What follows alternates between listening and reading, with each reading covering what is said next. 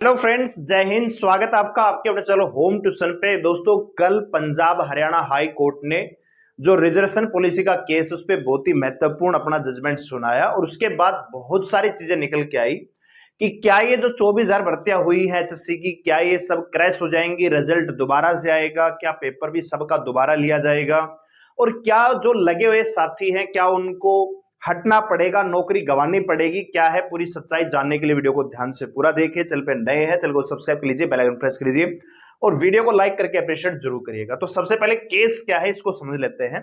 तो प्रमिला नाम की एक अभ्यर्थी है जो कि पीजीटी मैथ की एक कैंडिडेट है, जिन्होंने एग्जाम दिया जैसे आपने प्री का दिया सीटी का, उसी प्रकार उन्होंने पेपर दिया। अब वो एग्जाम होता है एचपीएससी के थ्रू। उसमें क्या था कि भैया मेंस एग्जाम में जब बुलाया गया तो होता क्या है कि जैसे एचएससी की लिस्ट आई प्री की या मेंस की आई, तो आपने एक चीज देखी होगी कि प्री स्टेज पे रिजर्वेशन नहीं मिलता है। यानी प्री स्टेज पे जो रिजर्व कैटेगरियां हैं जैसे बीसी ए है, बीसी बी कैटेगरी है, तो कई बार बीसी बी कैटेगरी की जो कट ऑफ है जर्नल के बराबर या जर्नल से ज्यादा चली जाती है।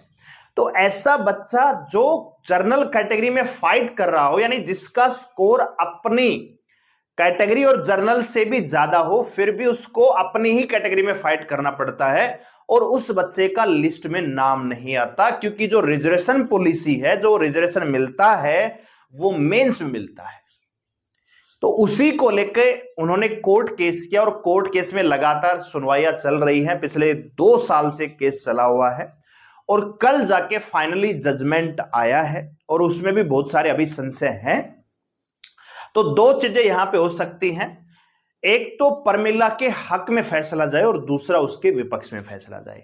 तो पहली चीज तो यह है कि अगर उनके पक्ष में फैसला जाता है कि भैया रिजर्वेशन प्री स्टेज पे भी मिलना चाहिए, क्योंकि उन अभ्यर्थी का जो स्कोर था प्री में जर्नल कैटेगरी से ज्यादा था, लेकिन उनको अपनी कैटेगरी में फाइट करना था, इसलिए उनका लिस्ट में नाम नहीं आया।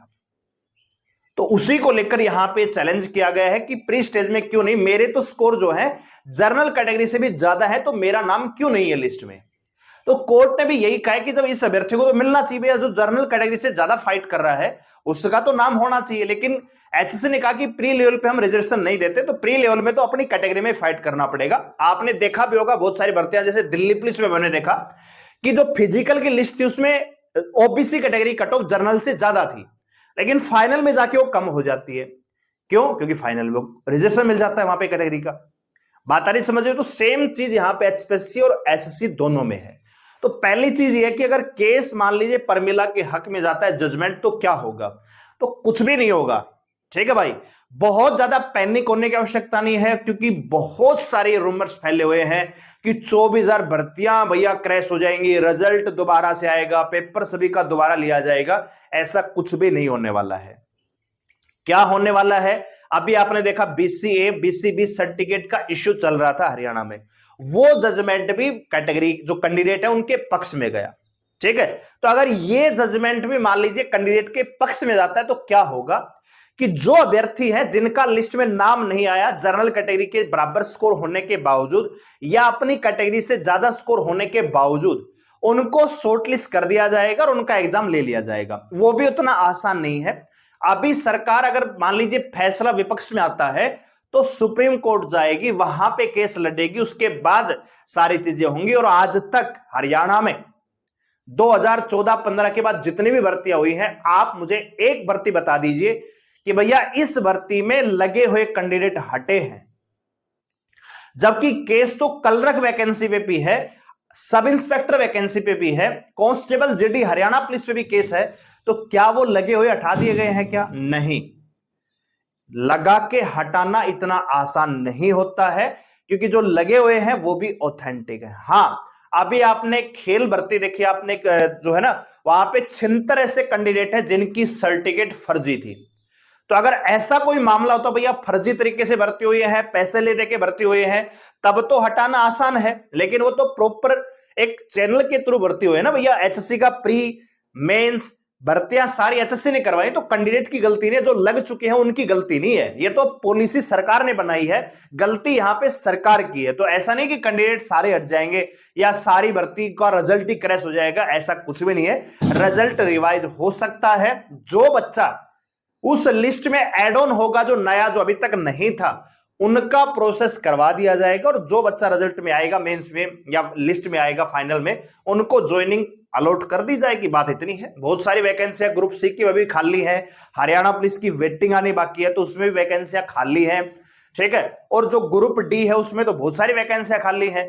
तो जो बच्चे इस प्रकार के हैं, जो बीसीए बीसीबी कैटेगरी से या रिजर्वेशन केस में संबंधित हैं, तो अगर केस कैंडिडेट के पक्ष में जाता है तो फिर कुछ नहीं होगा। जो ये बच्चे हैं इनकी अलग से लिस्ट तैयार की जाएगी और इनको प्रोसेस करवा के अगर इनका सिलेक्शन होता है तो विभाग इनको अलॉट कर दिए जाएंगे, केस रफा दफा हो जाएगा। ठीक है दोस्तों, हमने एक केस और भी देखा था, जैसे प्रेग्नेंट लेडीज का होता है कि फिजिकल के दौरान उनको जो है रिलैक्सेशन मिलता है कि अगर आप प्रेग्नेंट हैं तो आप अपना फिजिकल बाद में करवा सकते हैं। तो हरियाणा सरकार ने उस समय, मेरे ख्याल से 2020 वाली भर्ती की बात है, तो उस समय भी ऐसा किया था, उसको मना कर दिया था। उन्होंने कोर्ट केस लड़ा उस अकेली लड़की के लिए, दोबारा से फिजिकल का मैनेजमेंट हुआ, दोबारा फिजिकल हुआ, उसका एग्जाम लिया गया, अकेली भर्ती मतलब अकेली लड़की का। ठीक है, तो अगर अब ऐसा थोड़ी है कि भैया उसके पक्ष में फैसला है तो सभी को लपेट लो, फिजिकली सबका दोबारा करवाओ, एग्जाम भी दोबारा करवाओ, ऐसा नहीं होता है और ये होना इतना आसान भी नहीं है।